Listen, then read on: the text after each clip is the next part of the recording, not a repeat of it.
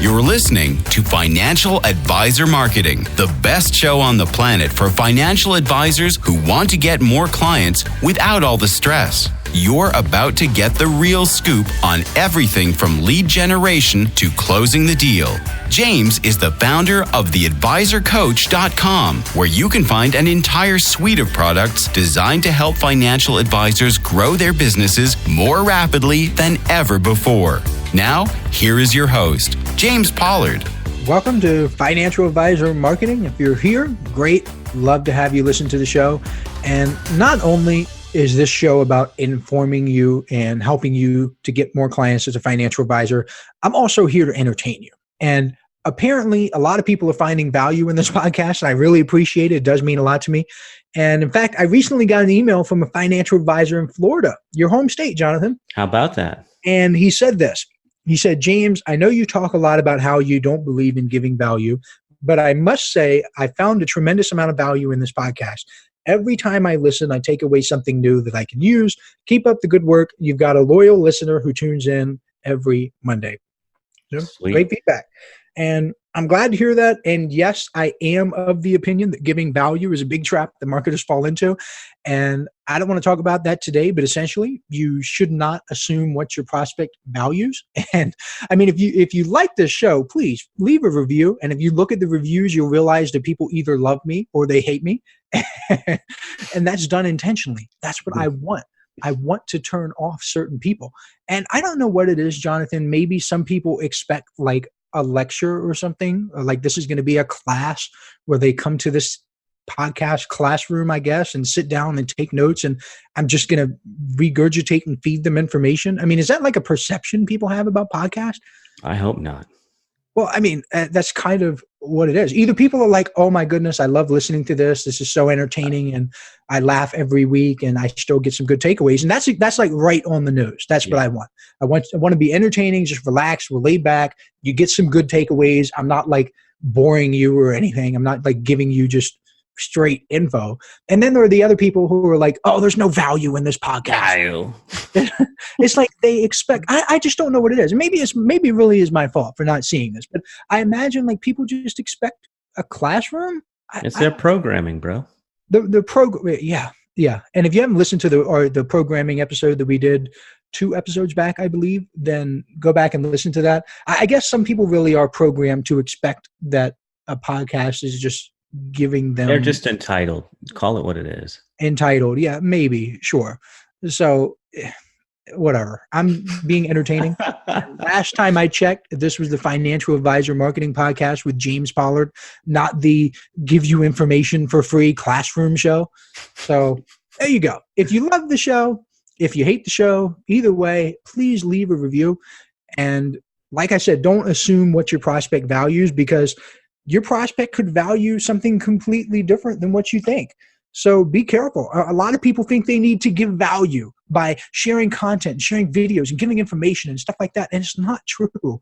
But we will talk about that another time, because today we're talking about that very provocative title, that clickbait title, how you can predict a financial advisor's bank balance.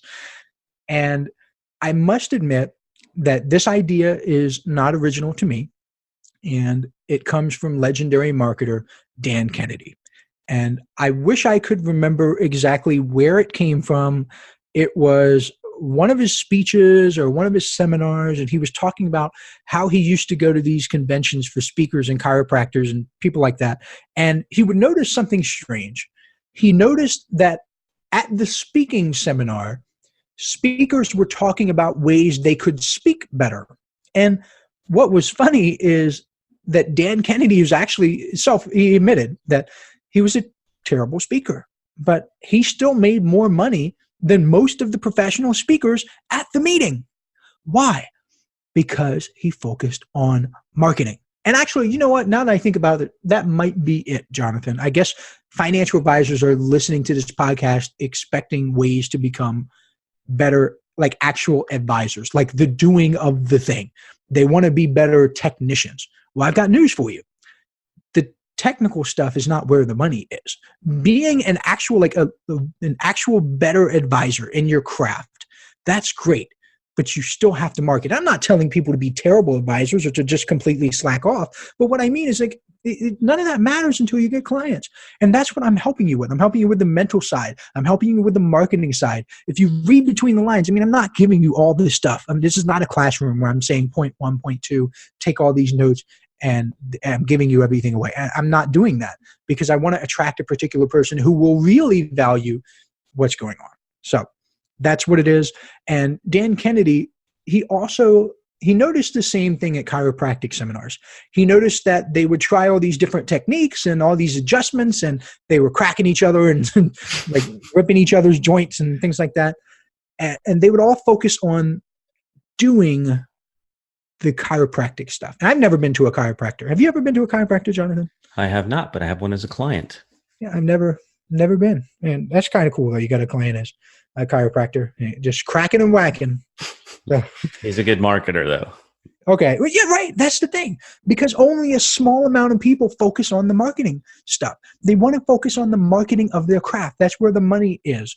But Dan Kennedy also noticed very quickly that the people who were focused on the marketing, not the doing of the thing, but the marketing of the thing, these people were also making the most money. And he said this, and this is where I got the inspiration from the title.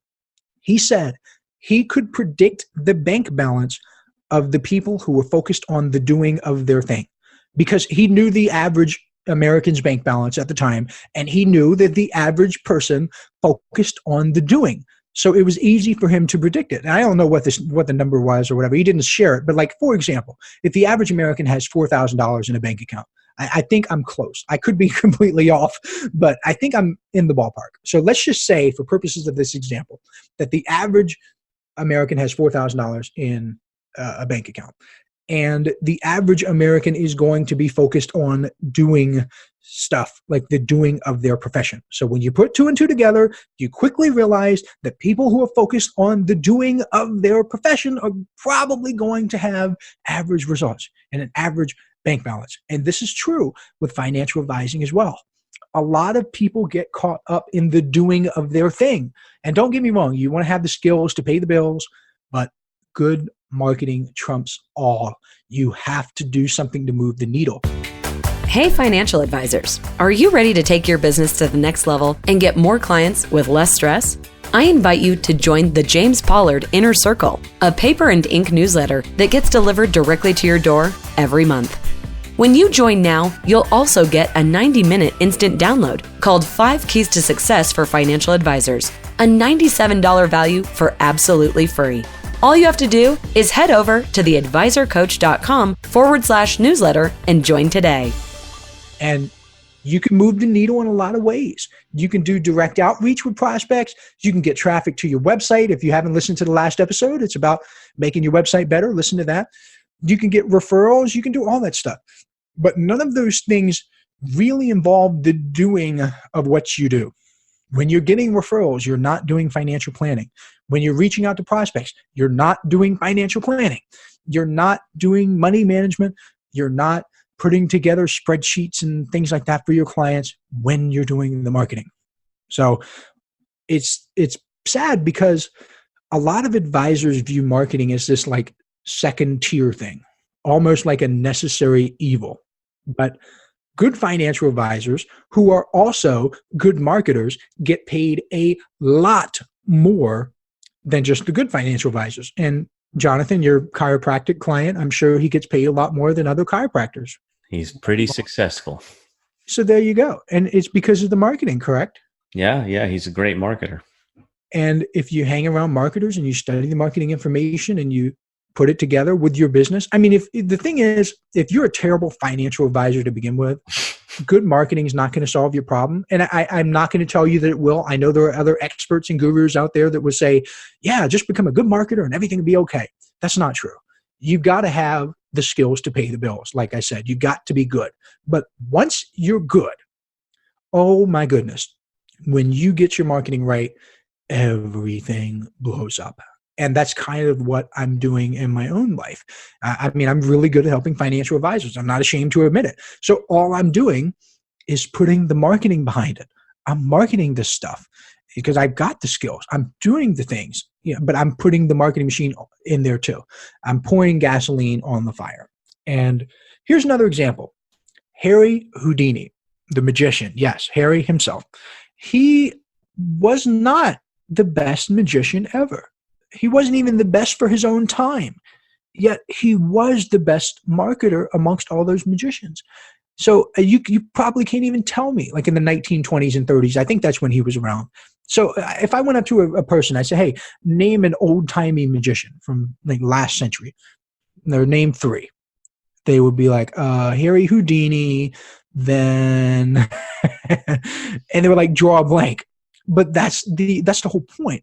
And I won't spend too much time on this, but another secret you can learn from all this stuff is to constantly keep innovating. And that's what Harry Houdini did, because people would always copy his stuff.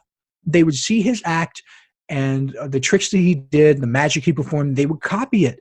And that's kind of how like people copy my stuff. Just going to put that out there. I have noticed people copying my stuff. When I do a certain email style, all of a sudden I see other people doing it. There's a very unique way for financial advisors to do email, right? And I'm starting to see people copy it. But what's funny is I'm heavily inspired by Ben Settle and his daily emails. I think he's like the GOAT, greatest of all time when it comes to email. And I'm actually putting together an email system. Now I don't want to give too much away. I know you've seen it, Jonathan, the covers at least.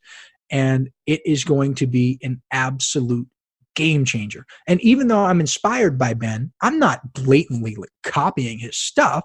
Like, sure, I advocate daily emails just like he does, but that's a method. There's a method behind it that, and his stuff, the specifics of what he does doesn't necessarily work the best way for financial advisors. It's a heck of a lot better than what most advisors are doing, but there's a few things that you need to do differently. And I'm putting out together an email system.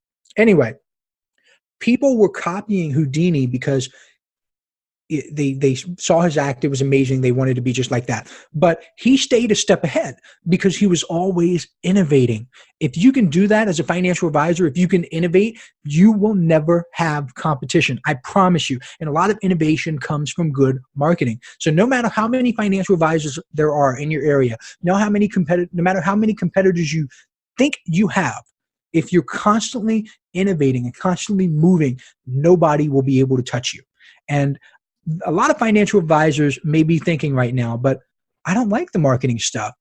But it doesn't matter. You don't have to like it. It literally does not matter if you like marketing or not, because the real question you need to ask yourself is, how much money do I want to make?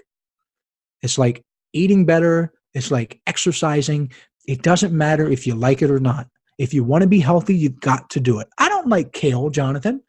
I don't like blueberries and raspberries, and I don't like working out. I really don't. I mean, I do it, and I don't like tracking my sleep. I don't like going to bed early. I really do not like it. I don't like taking Bach Rescue Sleep, which is what I take. It's a weird sensation because it's like a melting capsule, and you put it on your tongue and it melts. I don't like it.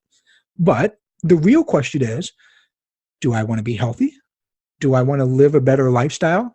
Heck yeah, sign me up. So, I mean, it doesn't matter if I like it or not. And it doesn't matter if financial advisors like marketing or not. They've got to get comfortable with it. The marketing has no opinion. It doesn't care. It just is. And the same is true with money. Money doesn't care if you like it, if you hate it. Well, in the attraction sense, it kind of cares. But in a business sense, it's just there. Are you going to get the money or are you not? Are you going to help people or not? Are you going to build your business or not? So you've got to shift from being the doer of your thing to the marketer of your thing. And if you're not comfortable with that, it doesn't matter. I mean, this podcast is called the Financial Advisor Marketing Podcast for a reason. So if you're listening to this right now, I assume you're one of the rare financial advisors who actually gives a crap about marketing. And if that's you, you're probably going to make way more money than everyone else anyway, with or without my help. But with my help, I can put you a notch above. So speaking of marketing and making money, I actually have a book called The Big Book of Business Building Secrets. And that's available at theadvisorcoach.com/big. That's B-I-G, like notorious B-I-G. And you can even check that out. It's very expensive. It's $595, but it's also worth every penny. And my guarantee is that if you don't agree that it's worth at least 10 times what you paid over the course of your career, just send it back for a full refund. There's literally no risk. So great offer, Jonathan. Great episode, Jonathan. Yes, sir. What's coming up next time? Next time, I'm going to talk about how financial advisors can set appointments on autopilot, which is actually the title of my upcoming email system. So I'm going to give you a little sneak peek, and it's going to be a phenomenal episode, and you're going to want to take notes. I'm going to break everything down step by step and show you what you need to do to get appointments. Oh, man, I can't wait for that. All right. You've been listening to Financial Advisor Marketing. We will be back with you next time. This is thepodcastfactory.com.